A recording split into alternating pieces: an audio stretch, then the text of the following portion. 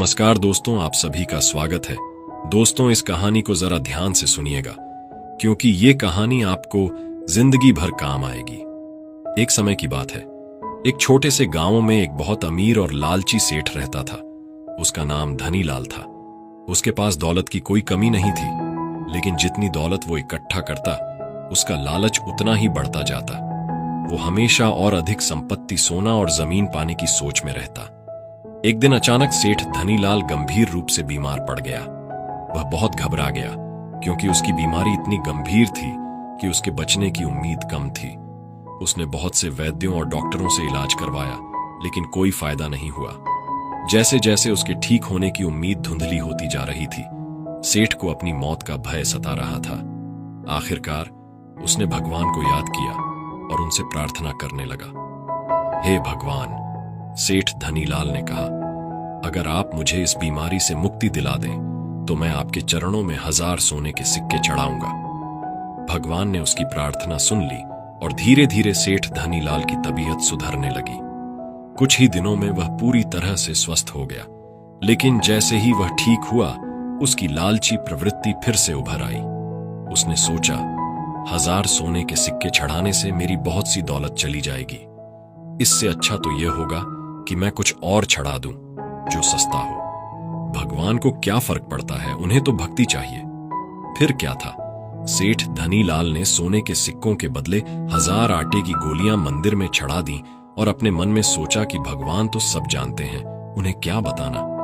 कुछ दिन बीते और एक रात सेठ धनीलाल को सपना आया। सपने में एक भूत प्रकट हुआ और उसने सेठ से कहा, तुम बहुत लालची हो, लेकिन तुम्हारे लिए एक अवसर है। अगर तुम जंगल में जाकर एक विशेष स्थान पर खुदाई करोगे तो तुम्हें वहां बहुत खजाना मिलेगा। सेठ धनीलाल का लालच जाग गया। वो सुबह उठते ही जंगल की ओर चल पड़ा। वो सपने में बताए गए स्थान पर पहुंचा और खुदाई शुरू की। कुछ ही देर में उसे एक भारी बर्तन मिला।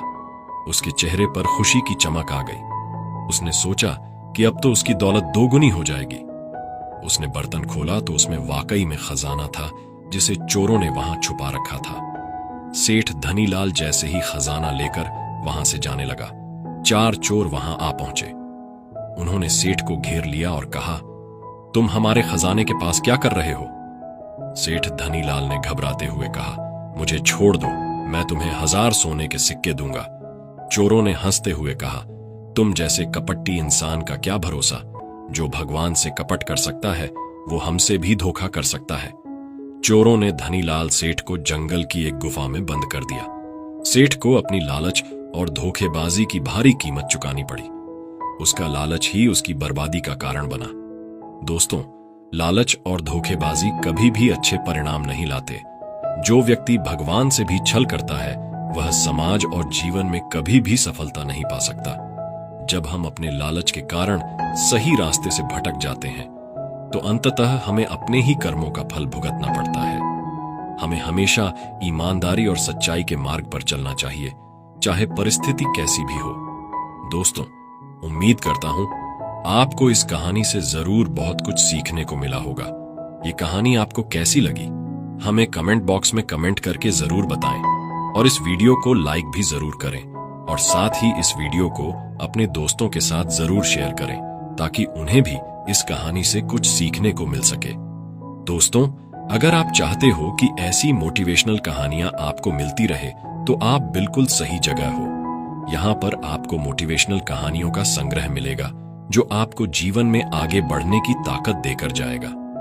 इस कहानी को सुनने के लिए और आपका अमूल्य समय देने के लिए दिल से आपका शुक्रिया। ऐसी ही मोटिवेशनल स्टोरीज सुनने के लिए हमारे चैनल इंस्पायर्ड ट्री को सब्सक्राइब करके बेल आइकॉन को जरूर दबा दें ताकि आने वाली अगली वीडियो की नोटिफिकेशन आपको मिल सके। इस वीडियो में बस इतना ही। मिलते हैं अगली वीडियो में। जब तक के लिए अपना ख्याल रखिएगा। धन्यवाद।